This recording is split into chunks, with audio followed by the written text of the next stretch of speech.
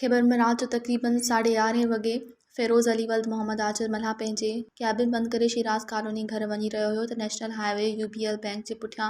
Shahbaz town रस्ते में 2 नकाबपोश नामालूम माण्हुनि संदसि अॻु झले लठियुनि ऐं मुक्कनि सां मस्कारो करणु शुरू करे छॾियो त फ़िरोज़ अली मल्हा जे रड़ियुनि ते आसपास जे माण्हुनि